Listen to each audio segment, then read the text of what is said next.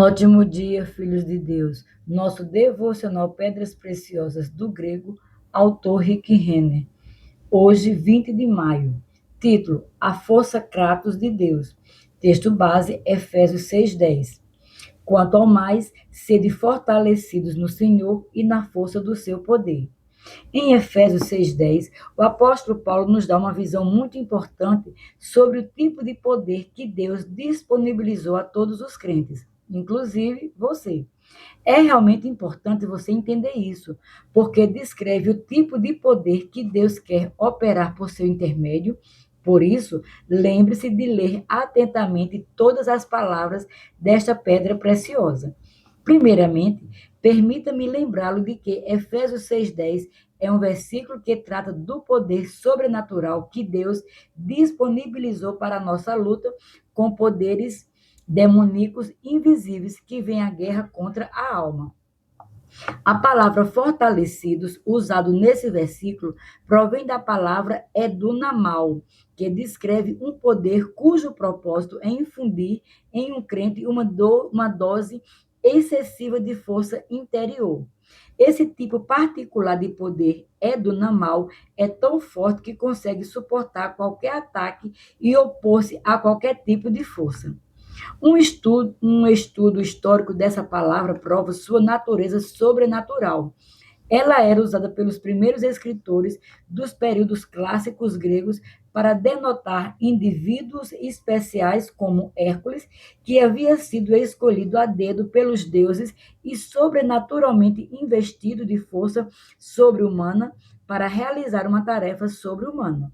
Agora, Paulo usa essa palavra edunamal para nos dizer que Deus disponibilizou esse tipo de força sobrenatural aos que creem em Jesus Cristo.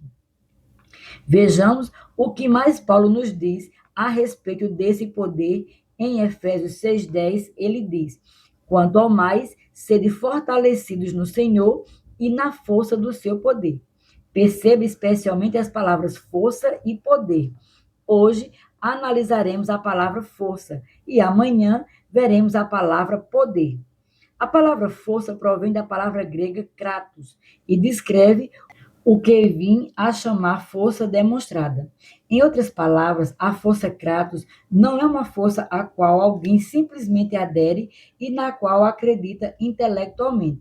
Em vez disso, essa força kratos é uma força demonstrada, erupta e tangível. Quase sempre ela vem acompanhada por algum tipo de manifestação externa, que pode ser vista com os olhos. Isso significa que a força Kratos não é uma força hipotética, é uma força real. Efésios 1, 19 e 20 declara que, ao ressuscitar Jesus dentre os mortos, Deus usou essa mesma força Kratos. O versículo diz: E qual a suprema grandeza do seu poder para com os que cremos, segundo a eficácia da força do seu poder, Kratos, o qual exerceu ele em Cristo, ressuscitando dentre os mortos. Outra versão da Bíblia inverte o grego original. O grego diz: na força do seu poder. Por que essa diferença é tão importante? Porque a frase na força do seu poder é a mesma usada em Efésios 6:10 para denotar a força que está operando nos bastidores para nos encher de poder. Essa força que Deus usou quando ressuscitou Jesus dentre os mortos é a mesma força exata e idêntica que agora opera em nós. Isso significa que nós temos a força da ressurreição operando em nossas vidas. A força Kratos é tão esmagadora que os soldados romanos que guardavam o sepulcro de Jesus naquela manhã da ressurreição desmaiaram e caíram ao chão sob a carga total dessa força divina. E os soldados continuaram prostrados no chão, paralisados e incapazes de mover-se até a ressurreição estar completa. Essa força Kratos foi indomável, avassaladora e irresistível naquele dia, muito tempo atrás, inundando o sepulcro onde o corpo morto de Jesus jazia. Essa força conquistadora permeou todas as células e fibras mortas de seu corpo com vida divina até ser impossível a morte segurá-lo durante mais tempo. A força Kratos de Deus foi tão esmagadora que, se estivéssemos presentes na ressurreição, teríamos sentido o chão tremendo quando essa força eletrizante entrou no sepulcro onde jazia o corpo de Jesus. A força que fez Jesus ressurgir dos mortos era uma força eruptiva, uma força demonstrada, uma força exteriormente visível. Era o tipo mais vigoroso de força conhecido por Deus ou pelo homem. E agora, Paulo usa essa mesma palavra para descrever a força que está disponível para nós usarmos. Com essa capacitadora presença do Espírito Santo operando em nossa vida, podemos ter a expectativa de que a mesma força que fez Jesus ressurgir dos mortos opere em nós. Lembre-se, esse é um tipo de força demonstrada ou externamente manifestada. Então, quando começa a operar em nós, essa força busca imediatamente uma via de liberação para que possa demonstrar-se. Então, aumente o seu nível de expectativa. Comece a antever que essa poderosa força de Deus começará a fluir por intermédio de você. Minha oração para hoje. Senhor, te agradeço por teres disponibilizado essa força a mim. Agora vejo que não tenho desculpas para me queixar de ser fraco, porque tu colocastes à minha disposição a mesma força da própria ressurreição.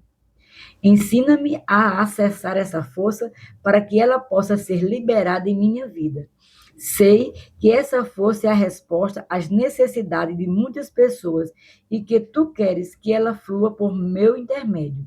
Espírito Santo, como meu grande mestre, ensina-me a abrir meu coração para que o rio da tua divina bondade possa fluir através de mim.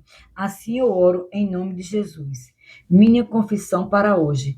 Confesso que a força indomável, dominadora, conquistadora e irresistível de Deus flui através de mim. A mesma força que levantou Jesus dos mortos reside e opera em minha vida. Ela é uma força eruptiva, uma força demonstrada e uma força extremamente visível. A força mais poderosa conhecida por Deus ou pelo homem.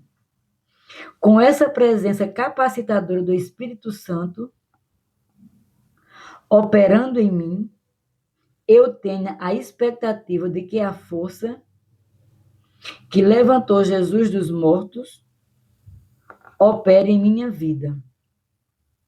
Aumento deliberadamente o meu nível de expectativa e antevejo que essa poderosa força de Deus começa a fluir através de mim. Declaro isso pela fé, em nome de Jesus. Para refletir, número 1. Se lhe pedissem para dar um testemunho pessoal sobre um momento de sua vida em que você, de fato, experimentou um toque especial do poder sobrenatural de Deus, de que experiência você falaria? Você seria capaz de relacionar mais de uma experiência? 2. Como você imagina ter sido para os soldados a manhã da ressurreição? O que você pensa que eles sentiram, viram ou ouviram quando a força de Deus irrompeu naquele túmulo e ressuscitou Jesus dentre os mortos? 3. Se você pudesse escolher testemunhar qualquer tipo de milagre, qual tipo você gostaria de ver? Sejamos abençoados na prática da palavra.